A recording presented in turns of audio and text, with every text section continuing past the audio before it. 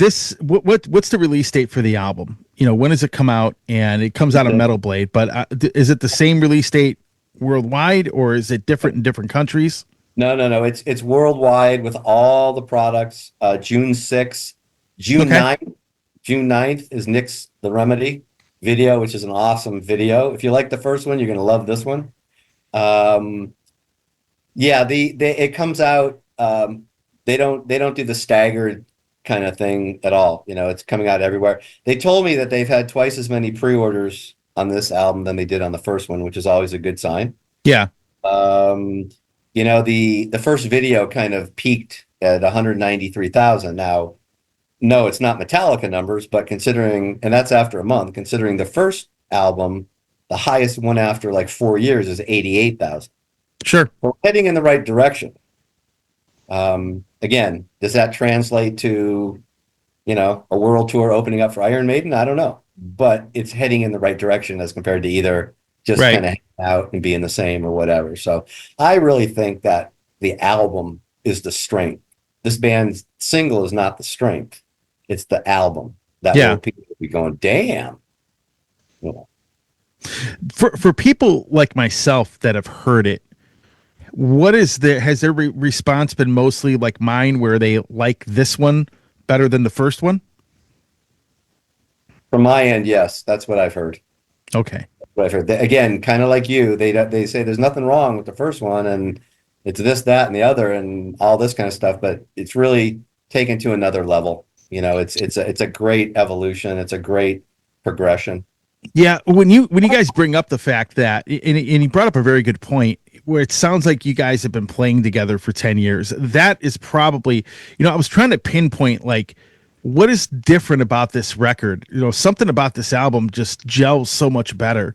And I think you're right. I think it is the personnel. I think it is the fact that you have this musical chemistry with these people that that I just think everything about the record, I think that's a big reason why this record sounds a lot stronger as well.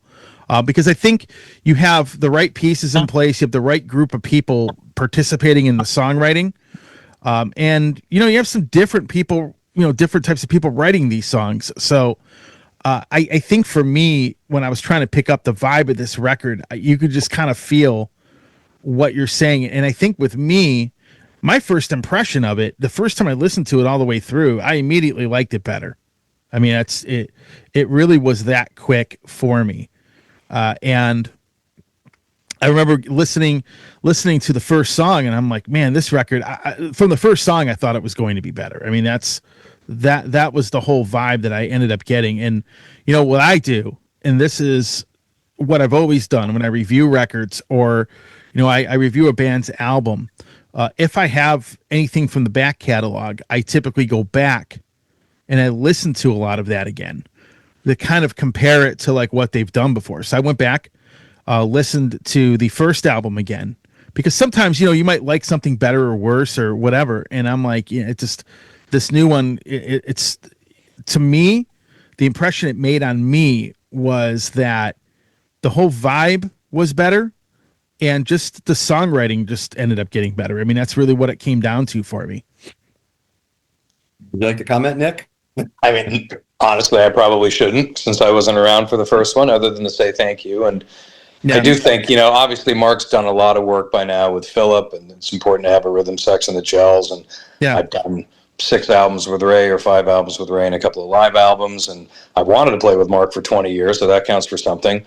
And then I've worked with Simone. So there is that connectivity there that I think matters. Yeah. And everybody's vision was sort of aligned on what we wanted it to be, and everybody sort of elevated everybody else's playing. So when that happens, you can sometimes get some pretty neat stuff. I think actually the word that you could be looking for was love, because if you watch that video, that first video, I mean, we figured out that there was a guy walking around filming backstage stuff, but the truth of the matter is that none of it was staged. That was actually everybody enjoying everybody. And like, there's a certain thing. And if you can take that from hanging out to the stage, that, or to the recording, that's part of it too. I think there's a certain, I don't know if it's respect or, there's an enjoyment about being in a group. There's an enjoyment about being in a band. Everybody, the respect, the professionalism, the communication. hey, I don't like this. I think this is on too long, whatever. And I think it shows in records. I mean, you could stick 4 of the greatest people in the world, and it could be a very clinical record. No one knows. And God knows I've played on a million of those. I've played on a million things where I never meet anybody, and I just play on them and I do my thing. But there's a certain thing going on here. And I really think that shows in the final product. Yeah, I would agree. Like I said, it's one of those things where you talked about the love of the album and really liking the music and being there. And, not to disrespect the first record, but it did sound more of like the clinical record that you were kind of describing. Whereas this one, there's more cohesiveness to it. It's probably the best way to put it. There's more, I've listened to albums with bands that you listen to it, and some of them are bands that I know, and you're like, something's off with that band. And then you find out, not all the time, but sometimes you find out that there is something off. And I'm not saying there was anything off in the first album, but I think that the member changes needed to happen for the album to grow. Nothing personal against anybody playing on the last album, but in order to grow this thing, and in order for the band to evolve, I think the personnel changes were necessary. And from the creative aspect, sometimes you need that. And so when I listen to this, again, I have not gotten sick of listening to this album. I don't remember when you sent it to me, but it was quite a while ago. I've listened to it probably 50 or 60 times. And the first impression I had was that the vibe was completely different after the first song. Yeah. It's interesting because without getting into too much detail, it's one thing to be working in a band situation where you're kind of in the creative part of it. You're kind of pulling teeth. You're kind of pulling teeth and then settling for the 60% because you'll never get it to the 100. And you're kind of like, okay, I've tried to explain this 12 times. It's not going anywhere. I'll take it. It's another thing to be in a situation where you come up with an idea and the person takes it and it times is by 15 and makes your idea look kind of weak because they just took it so far out and made it so much better because that's what they do. Yeah. And I love that experience. I just loved having that experience. It's just like, it's wonderful, as a musician and just as a guy who listens to music, to hear someone come back and you go, oh my God, I never imagined that, but that's fantastic. Yeah. And there was nothing forced on it. That's the thing, there's nothing forced. Everything sounds like it just naturally came together without having to like push a lot of buttons to do that. No, it was. I mean, the bones came together really, really quickly, and that to the extent that it wasn't recorded in 10 days is just a function of people wanting to just continue to improve it. Yeah. Yeah. Like I said, in my episode, I said the songs are more refined. It sounds like a more refined record than the first one, and that's kind of, when you're going through and improving it. Okay, I could do this better. I could do that better.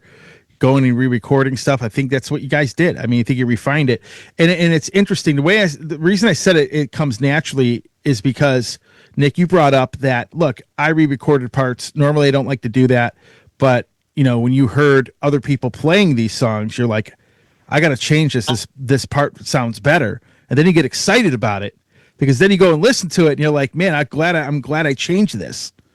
Yeah, Chris Chiarte, please don't listen to this podcast. That's my redemption drummer, and I'm going to wind up. I'm afraid this is now going to be the new way of working because it does make a difference. When I told him I did it, he's like, "Oh, really? What an interesting way to record a record." I don't know. It's kind of, and everybody comes from different spots and they have different experience and they learn different ways and they're different bands. Yeah. But I always loved the process of demoing stuff. I wasn't so overly concerned, of the perfect takes and stuff. Like, okay, let's just get the basics, and then you go refine it, and then you get to that day where it's like, okay, this is for real, and the red light's on, and this is okay. Here we go. I myself love that process of being able to really take it step at a time, because I'm not worrying about creating the part and recording the track at the same time. And I know people do it, and that's cool. It's different for everybody. My problem is I'm such a perfectionist that when I track something, I'll track it perfect, which doesn't happen in one take, and then I'll do it 3 other times. So it's 4 tracks of stuff that has to be played perfectly. Yeah. So when I was ready to be like, all right, that's my part, So maybe next time I'll do one stereo track and leave some mistakes in there and not worry about it too much. Absolutely, trust me. I had that all over the place because I wasn't concerned about that. Oh, that snare hit sounds a little funky, or you pushed the beat, whatever. It's more about getting the song together and then going. Yep. Yeah. Hey everybody, Tony here from the Metal Command podcast. Again, I appreciate your support. Since 1998, I have hosted this show in one form or another, starting off in radio and now in the podcast format. Again, thanks for watching, and if you like what you see and hear on this show, by all means, please hit the subscribe button, hit the little bell to be notified anytime I do post a video, and if you see this program on any other form of social media, please give me a follow there. Again, I always appreciate your support.